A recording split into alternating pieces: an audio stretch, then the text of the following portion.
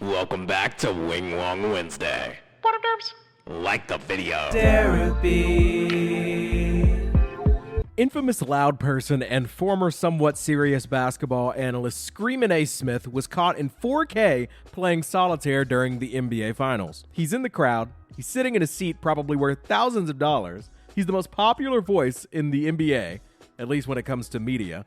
And instead of watching the game, he's playing a game of his own. It's Solitaire. Now, listen, Linda. I really don't care that much. It's silly. It's not that big of a deal at all, right? But then he has to go and lie about it. Wing Wong. It really wouldn't have been that big of a deal, but then he decides to go on Twitter and tell millions of people that you didn't see what you thought you saw.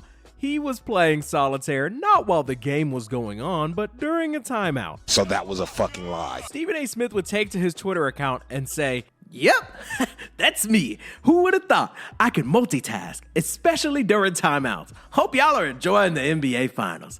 This is going 7 games now, peeps." First of all, nobody says peeps. You don't say peeps in real life. Stop it. Wing Wong. Secondly, and more importantly, Stephen A. Smith would be community noted by Twitter, and readers added context saying Stephen was on Solitaire on his phone while the game was played, and then there is a link to a video where somebody is looking at the court while players are running up and down, and then they look at Stephen A. and he is actively playing Solitaire. Buddy, there's just no reason to lie. The story would have just blown over. It really doesn't matter that much at all, even though you probably shouldn't be playing Solitaire during the NBA Finals. Like, it was a pivotal Game 4, but I would be willing to let it slide if he could just be like, "Hey, I told y'all it's not the most exciting finals," or, "Oh, I thought this team had it in the bag." You could have just played it off, but to just blatantly lie and say you only were playing because there was a break in the action when there clearly wasn't, and there's video evidence that you weren't, is absurd, and it kind of makes you a Wing Wong. But of course, it gets even worse. Stephen A. Smith, trying to lean into the meme, decides to post a screenshot of what appears to be a phone, and it has Solitaire in the background, and then in the bottom half of the screen, it has the NBA Finals. So I guess he's like joking about how he could technically do both things at once, but it's like, dude, first of all, let it go. Secondly, you lied? Wing Wong. Every moment that you acknowledge it just makes more people aware of it, but that's besides the point. You would think that would be the end of it, but instead, Stephen A. Smith would go onto the show and then start like ranting and raving about how he's always playing Solitaire and everybody else is being weird about it. He's fine. He's not doing anything wrong. The cope here is crazy. And I was doing what the hell I always do. And for those out there who don't like it, kiss my ass. It's just so unnecessarily hostile towards people that think that he should just be watching the game instead of playing mobile apps. Imagine being a current journalism major that wants to one day work for ESPN and be like Stephen A. Smith, and then hearing a clip like this. Like, is this your king? When I'm watching the game, I'm watching the game. If there's a break in the action, it could be a dead ball, it could be a timeout or something like that, I can play the damn thing for 2 seconds. He's so very clearly upset. He's just over-explaining so hard. He's going into such detail, and he sounds almost exasperated talking about it. Like, the way he's running on these sentences, it's like he's fighting for his life. There's no reason to be this uptight about people just saying it's silly you're playing Solitaire during the finals. Somebody is standing over me, upper deck, zooming in on my phone, watching me and saying, "Oh, he's playing Solitaire. He's not focusing on the game." I watch over 100 games a year. Okay, it's literally your job. ESPN is paying you $20 million a year. I would hope you're watching more NBA games than most people.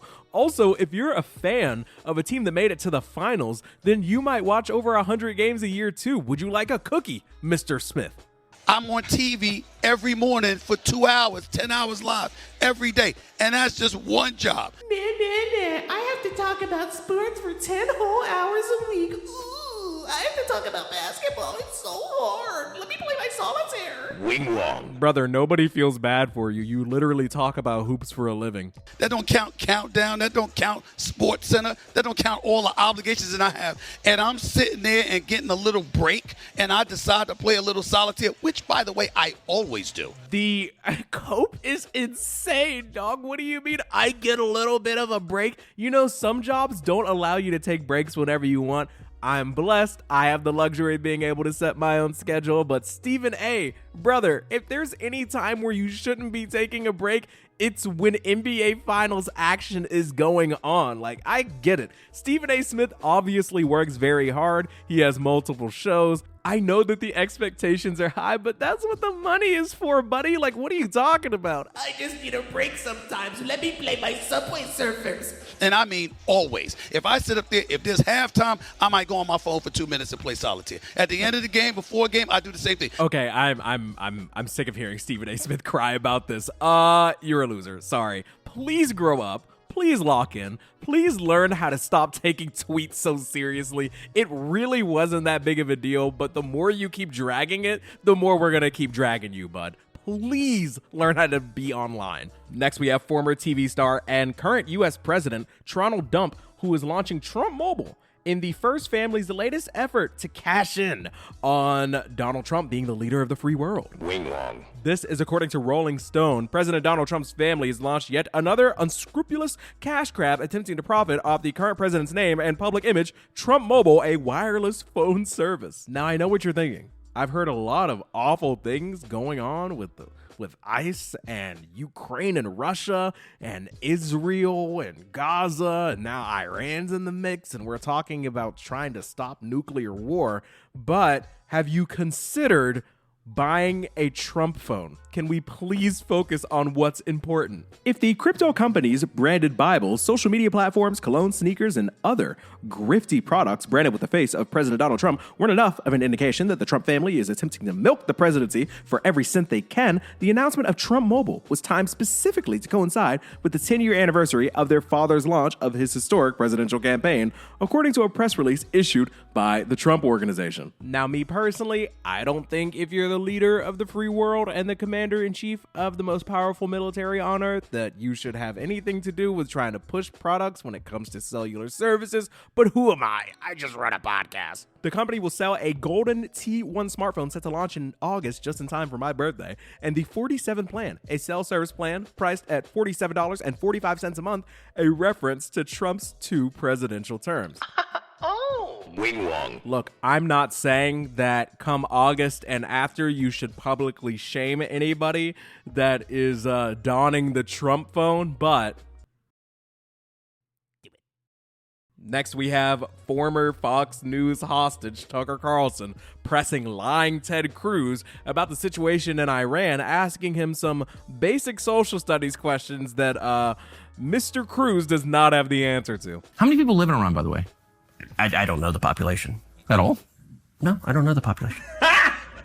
Got him! Okay, come on. Why does this matter? Why does Ted Cruz need to know the population of Iran? Not that big of a deal. Let's listen to a little bit more. What's your angle, Tucker? You don't know the population of the country you seek to topple? How many people live in Iran? 92 million. Okay. Yeah, How could you not know that? I don't sit around memorizing population tables. Well, it's kind of relevant because you're calling for the overthrow of the government. Chatthew, is it fair? I'm literally not live. Is it fair that somebody expects you to know the population of the place that you're trying to topple? Well, let's say this. Let's say that it's your job to rob a bank and your partner's like, well, how many people are working security at the bank? And you're like, I don't know. I think it's kind of fair for your bank robbing partner, hypothetically, to be like, you trying to rob a bank? You don't even know who works there? You don't even know how many people are there? That's kind of crazy, dog. I don't know if you're ready for this. I think Tucker Carlson might have cooked here. I don't know. Ted Cruz.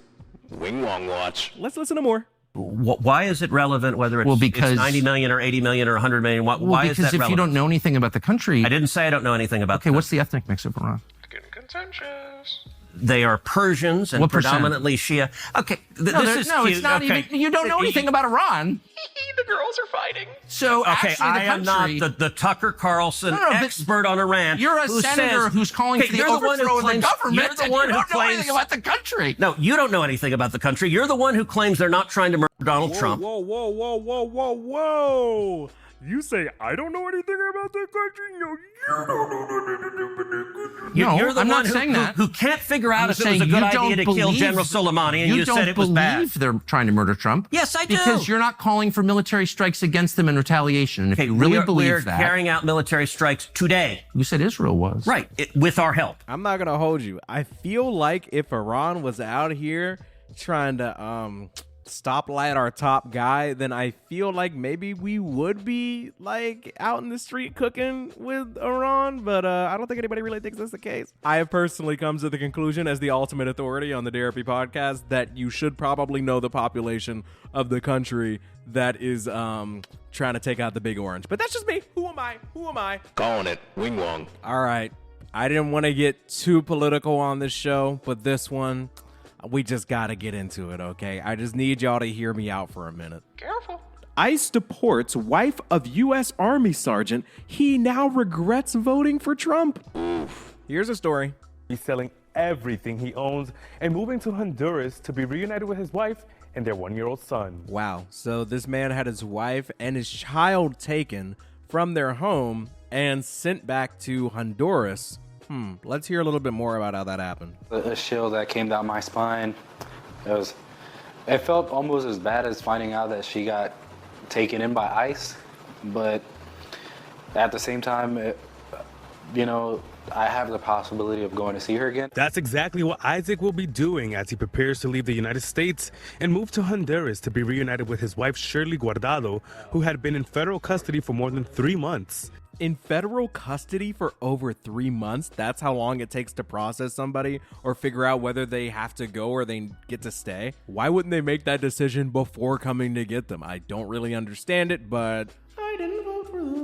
She was taken from Montgomery Processing Center in Conroe. She had both her hands and feet in chains in a plane full of men. She says there were only 7 women. They were taken to Louisiana, then back to Texas and El Paso, and then to Honduras. This administration, they're being heartless. They're targeting people coming out of their cases, their hearings. I don't know, they're out of control right now. I honestly can't help but feel bad for anybody that is being torn apart from their family. I think that's really awful, especially if that's not something that you voted for, if that's not something that you wanted. If you're completely blindsided by this, then I can't help but feel bad for anybody that's in a situation like that. It's awful. Correa says he is disappointed in President Donald Trump as he voted for him and trusted that he would only target violent criminals. Oh, you voted for this? I don't think I would have done that if my wife is from Honduras. In addition, he served this country as an active duty member of the U.S. Army. It is actually exhausting. Putting my life on the line for this country was not an easy decision. And I honestly just feel betrayed. I feel for this man's child and his wife. This man believed Trump. The dude dropping a smartphone on my birthday this year. The dude that was pushing Trump meme coin. The Trump University guy. Man trusted the dude from The Apprentice. You're fired. You, sir, are a Wing Wong. God help your wife. God help your baby. But, you get what you ask for. Oh, my goodness. We have a Father's Day post from somebody that goes by Industry Politic on Twitter. This is a Father's Day post for Drake. Drake? Not their own dad. Not a father that they know, but that they made for the owl guy. Happy Father's Day to the real dads at Drake. Heart emoji, goat emoji. The ones who protect, lead, and never play when it comes to kids. Fathers who know that being a dad isn't just a title, it's a responsibility. Father Day is not about those who claiming the role. then use their platforms to desensitize the world to harming children while throwing baseless labels at other fathers. Real dads don't play with that. Real dads don't make jokes out of kids' pain. Some of y'all weaponize fatherhood for bars, calling other men predators while normalizing child abuse like it's art. You can't claim, quote-unquote, good dad and desensitize the world at the same time. You can't weaponize fatherhood and still call yourself a good one. You either stand for kids or you stand in the way. Pick a side. Oh, so this is about Kendrick and Drake beef. Wing Wong. Look, it's a podcast. This is a Kendrick channel. Oh, bro. So I kind of have to talk about this stuff. It's my job. But there are people out here wishing Lawbry Steak Graham a happy Father's Day while also doing PR work against the pipsqueak. Leave it alone. There has to be a father figure in your life, and if there isn't, please tell me you know somebody that's a father and dedicate this time to them. You know who I wasn't thinking about making a post about on Father's Day? Kendrick and Drake. They don't know you, friend. Y'all gotta let this go. I went to this person's Twitter profile and it says, writer, truth seeker, raised to humanity, religion, love, politics, OVO for life. It's LYFE. We can change the world through love. Love my Raiders. I'm sorry. I just lost it for a second. Tory with an umbrella emoji. I don't even know what that means. And then YM and then heart for Young Money, I suppose. I am desperately asking y'all to make sure that your identity does not revolve around a rap artist or two. Like, we really need to get it together. I would just like to let the record show that this tweet has like a video of Drake like hanging out with this kid. Drake is holding Adonis as a baby in the like the still image before you tap on it. I'm not clicking into these videos, but it's just like, dude. Underneath the post, this person says hashtag Happy Father's Day 2025. The first reply says, he had to be outed to step up. What are y'all on? And the original poster, okay, our resident Wing Wong. Their reply to this critique is, it's the same thing you were on defending the M-word for little people. It's just really odd to me that somebody being like, hey, the only reason we know Drake has a child is because Pusha T kind of forced him to embrace fatherhood.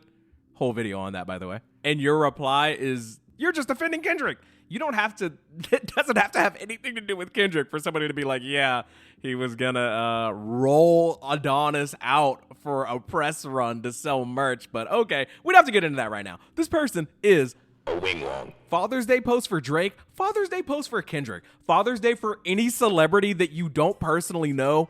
Wrong. Don't do it. Stop that. Don't even think about it. Please, God, don't. I don't care what quote unquote side you're on. Don't do this. Stop. And if you know somebody that's doing this, tell them they're a Wing Wong. Okay, last one, and just reading the title of this already got me hot. I'm not gonna hold you. I am praying that this video is not what I think it is. But I gotta tell you something. As much as people may have been abhorred by Donald Trump's statement weeks ago, talking about how black folks, he's hearing that black folks find him relatable because what he's going through is similar to what black Americans have gone through. He wasn't lying. Stephen A. Smith, please, pray it ain't so. He was telling the truth. When you see the law enforcement, the court system, and everything else being exercised against him, it is something that black folks throughout this nation can relate to. You are not going to sit here and try and convince me that Trump is being persecuted the way that black Americans, used to be, are currently be. Trump has never actually really spent real time in jail. I would just like to draw you all's attention to something that you probably already know. Trump was convicted in a New York court. He was found guilty on 34 counts of falsifying business records, and he just didn't go to jail. He just didn't have to do time. How does that relate to black people? He was found guilty 34 times. 3, 4. And then he just became the president. Stephen A. Smith, what are you talking about, brother? Wing Wong. Gang, we found our Wing Wong of the week. It is Screamin' A. Smith. Howdy! It is Stephen A. Swift. It is Solitaire Stephen. You have won the week. Thank you for playing. Thank you all so much for tapping in. This episode was brought to you by Just Hacking Training. If you would like to learn more about cybersecurity for free, you can take a couple of online courses via Just Hacking Training. There will be a link in the description and pinned comment. Thank you so much, Just Hacking Training, for continuing to sponsor Derapy. If you want more episodes like this, please remember to like the video. Love you, mean it, spread the bread, and enjoy the outro. Bye. Stability.